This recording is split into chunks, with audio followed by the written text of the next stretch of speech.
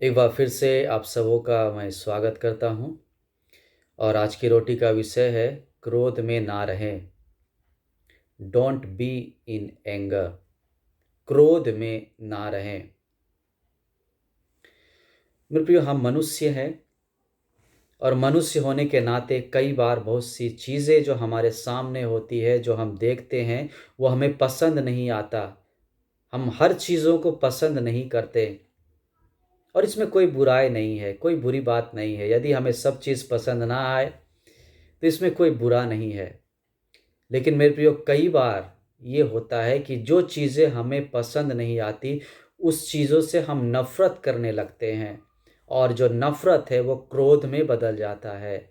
और फिर क्रोध होने के बाद वो हमारे अंदर पाप को पैदा कर देता है और हम क्रोध में आकर पाप कर बैठते हैं। तो हमें रुक जाने की आवश्यकता है। इसलिए मैं बताना चाहता हूँ, आज मैं आप लोगों के सामने जो ये विषय लेकर के आया हूँ, ये विषय इसलिए लेकर के आया हूँ कि आप क्रोध तो कर सकते हैं लेकिन पाप ना करें। शास्त्र बताता है क्रोध तो करो परंतु पाप ना करो।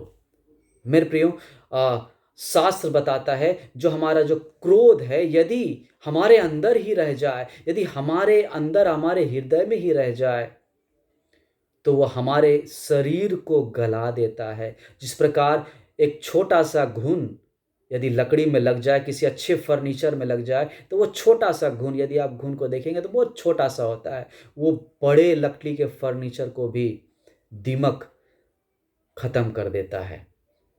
एक और दो दीमक बड़े से फर्नीचर को भी खत्म करता है। ये जो पूरा शरीर है आपका, छोटी सी बातों से आप यदि क्रोधित हो जाते हैं तो आपका जो क्रोध है आपके इस पूरे 6 फीट के शरीर को खत्म कर देता है, नष्ट कर देता है। शास्त्र बताता है हड्डियों को चूर चूर कर देता है, हड्डियों को गला देता है, हमें रोगी बना देता है। मेरे प्रियो, शास्त्र में बताता है क्रोध तो क्रूर है और प्रकोप धारा के समान है।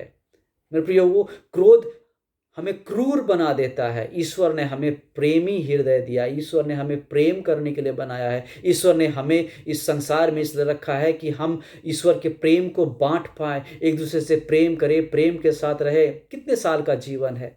80 साल, 90 साल, 100 साल, बस उसके बाद तो चला ही जाना है। मेरे प्रियो, थोड़े समय के लिए इस संसार में हम आए हैं, तो थोड़े समय, जितने समय इस संसार में रहते हैं मेरे प्रियो, हमें प्रेम के साथ रहने की आवश्यकता है। क्रोध में अपने आप को बर्बाद, अपने आप को नष्ट करने से अच्छा है कि हम प्रेम के साथ रहें। मेरे प्रियो, शास्त्र बताता है क्रोध से परे रह, अर्थात क्रोध से दूर रह।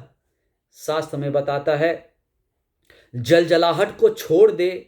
हमें बड़ी जल जलाहट होती है, बड़ा गुस्सा आता है कई बार, लेकिन गुस्से को हमें छोड़ देने की आवश्यकता है। जो चीज़ हमें बुरा लगता है, ठीक है, कोई बात नहीं, हम वहाँ से चले जाएंगे, अपने कानों को हम वहाँ से हटा देंगे, हम नहीं सुनेंगे, हम क्रोध आने वाली चीज़ों से दूर चले जाएंगे तो हमें क्रोध नहीं आएगा।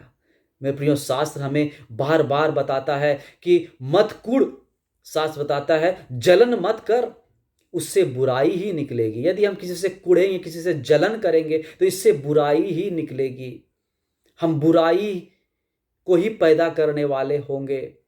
हमें किसी से जलने की आवश्यकता नहीं है, किसी से ईर्ष्या, किसी से द्वेष रखने की आवश्यकता नहीं है। मेरे प्रिय, मैंने बताया कि थोड़े समय के लिए इस संसार में आए हैं। जिसको देख रहे हैं सामने, पता नहीं उसे कल दोबारा देख पाएंगे या नहीं देख पाएंगे, हम यहाँ रहेंगे या नहीं रह पाएंगे। मेरे प्रियो, तो थोड़ा सा जो समय है वो जलन में, ईर्ष्या में, द्वेष में, क्रोध में हम क्यों नष्ट करें?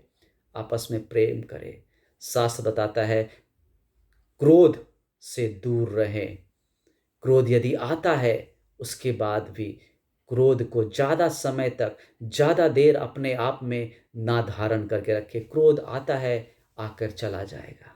बुरी बातें आती है एक कान से और दूसरी कान से निकल जाने दीजिए मेरे प्रियो, ताकि परमेश्वर की आशीष, ईश्वर जो आपको आशीष देना चाहता है, उस आशीष को आप अपने जीवन में अनुभव कर पाए। ईश्वर चाहता है कि आप आशीषित हो, आप खुश रहें। क्रोध करके अपने शरीर को नाश ना करे, क्रोध करके क्रूर ना बन जाए, क्रोध करके विनाश अपना ना कर लें, परंतु क्रोध से दूर रहें, क्रोध से दूर भागे। अपने आप को शांत बनाएं, अपने आप पर नियंत्रण पाने की प्रयास करें।